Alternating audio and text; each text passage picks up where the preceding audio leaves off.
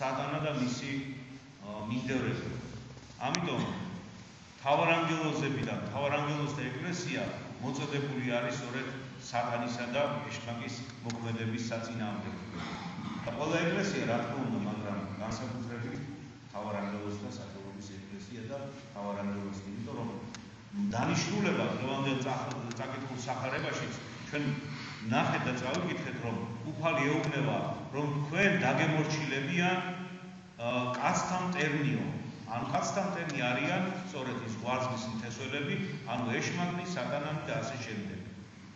როგორც უფალი ამბობს, ბოლო ჟამს მოხდება ყველა ადამიანის განკითხვა და სწორედ მოხდება კეთილი თესლის გამორჩევა ღვაწლისა და სარეველასა.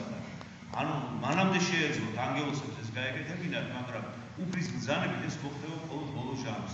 რატომ? იმიტომ რომ ბოლო ჟამს იქნება ძალიან მძიმე პერიოდი და ბოლო ჟამს იქნება ესეთი სიტუაცია, რომ თითოეული ცხოვრები ადამიანი იმ პერიოდში იქნება ძალიან შეჭირებული სატანის მოქმედებისაგან და რა თქმა უნდა იქნება დიდი მიწისძვრები და ასე შემდეგ, როგორც გამოცხადების გამოცხადებაში წევია და სწორედ რომ არ მოსპობილიყო ადამიანები კეთილიც რომ არ მიყოლოდა იმ სარეველას, ამიტომ უგზანა უფალმა რომ ის დროს, ანუ მეორედ მოსვლის ჟამს უნდა მოხდეს მათი განცალკევება კეთილისა და ბოროტისა, კეთილი თესლისა და ღვაწლისა. და როდესაც ყოველივე ამას უფალი მისი მოქმედებით განახორციელებს, რა თქმა უნდა იქნებიან ანგელოსნი ამის აღმსვლელებელი.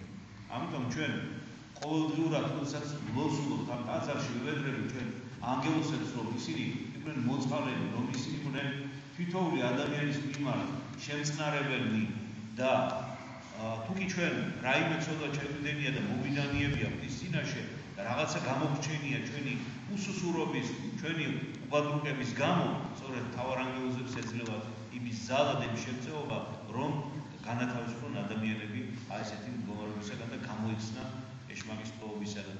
ამიტომ განსაკუთრებულად დიდი არის ეს დღე ჩვენი ტაძრისათვის, ჩვენი ტაძრის დღესასწაულია. მერთმა გაგვაძლია, რომ გვამრავლოს იმედია, რომ უბალში უფრო მეტი იქნება, მაგრამ მე მინდა ყველას მადლობა გადაგიხადოთ იმისათვის, რომ ძილი გაიფრეთ, მოხვედით და ესწარით ამ მსახურებას. ეს არის სწორედ სადღესასწაულო მსახურება, ღამისთების მსახურება და თქვენ უნდა იცოდეთ, რომ წარსულში საუკუნეების წინ სწორედ ქრისტიანები მხოლოდ ღამისთების ლოცვას ატარებდნენ. არ იყო მაშინ საშუალება იმისა, რომ გამოსულიყვნენ და ეს ჩაეტარებინა და გულს ჩვენ დღეს ვატარებთ. მესამე საუკუნემდე ადამიანები დამალულად დაფაბულში, ჯუნგლებში სადღაც ფრესკნელში ატარებდნენ წირვა ლოცვას ღამისთებით, რომ არ გაეგოთ ტალღებს და ისინი არ დაესაჯათ ამის გულისათვის. დღეს ჩვენ გვეძლევა ამის საშუალება თავისუფლად გვეძლება ამის საშუალება სურვილის მიხედვით, ჩვენი მონდომების მიხედვით და არა ძალდატანებით და არა დაუშვათ შიშის გავლენის ქვეშ. ამიტომ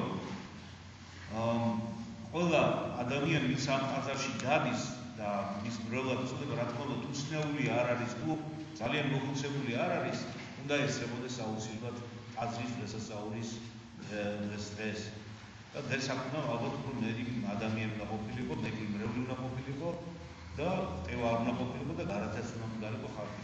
მე იმედი მაქვს, რომ მთავარანგელოზობა, როგორც დღესასწაული, უფრო მეტად მოძლიერდება ჩვენი მოქმედებით, ჩვენი მეცადინეობით და ისევე როგორც გიორგობაზე დადის ხალხი და გიორგობა რა თქმა უნდა დიდი დღესასწაულია, ასევე დიდი დღესასწაული უნდა გახდეს მთავარანგელოზობა.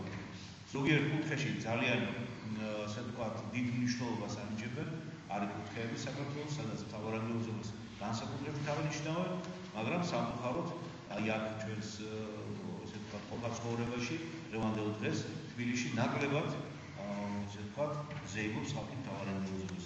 არ უნდა იცოდეთ, რომ სწორედ მთავარანგელოზობა არის ერთ-ერთი მნიშვნელოვანი დღესასწაული. და სწორედ მთავარანგელოზებზეა დამოკიდებული ჩვენი ბოლო ჟამს ყოფნა არ ყოფნის საკითხი. ამიტომ ხილად უნდა ვიყოთ. ამიტომ უნდა ვადიდოთ ისინი და ყოველდღიურ ლოცვაში მოვიხსენოთ. მერტყვა გაგაძლიეროთ, ბრავალს დაგასვათ, სიკეთე, სიხარული, ბედნიერება, ჯანმრთელობა მოგეწონოს ყოველმა მერტყვა, მთავარანგელოზთა და ანგელოზთა შემწეობით. ამინ. მთავარანგელოზი მიქაელი, თვითონ მიქაელის სიტყვა ნიშნავს ვით არცა ღმერთი ძველ ებრაულ ენაზე და ვით არცა ღმერთი, ის არის მოყვარული ადამიანთან, ის არის ადამიანის შემწე, მეოხი და ისევე როგორც უფალი და ღმერთი ცდილობს ადამიანების გადარჩენას, ისე უნდა გადარჩენა მთავარანგელოზ მიქაელს და მის დას, მთავარანგელოზთა დას, თითოეული ადამიანისა და ყოველ მთავარანგელოზს აქვს თავისი განსაკუთრებული ასე ვთქვათ შემწეობა. ზოგი არის გონების განმანათლებელი, ზოგი არის გზავრობის შეწევნაში ხელის შემწყობი, ზოგი არის სასიხარული ამბავის მაუწყებელი, ზოგი არის განსაკუთრებით როდესაც ნეულებაში ვყოფები ჩვენ და ვიჭირს მაგალითად მთავარანგელოზი რაფაელი, ის გვეხმარება და თუ ვილოცებთ მის მიმართ აუცილებლად შეგვეწევათ. მთავარანგელოზი გაბრიელი ახალ ამბებს და კეთილ ამბებს გვაუწყებს. თუ ვილოცებთ და შევედრებით მას სასიხარულო ამბებს. და ასე შემდეგ, თითოეული მთავარანგელოზი განსაკუთრებული ნიჭით არის დაჯილდოვებული და აი ამ ნიჭებს ჩვენ უყვართ გადმოვცემთ ყოველგვარი შეზღუდვის გარეშე თუ ჩვენ ვლოცულობთ და ვედრებით მას. მერტყვა გაგვიცნო და ბრავალს მთავარანგელოზობას დაესწრებს. ჯვარსაშენსა და მე მთავარანგელოზ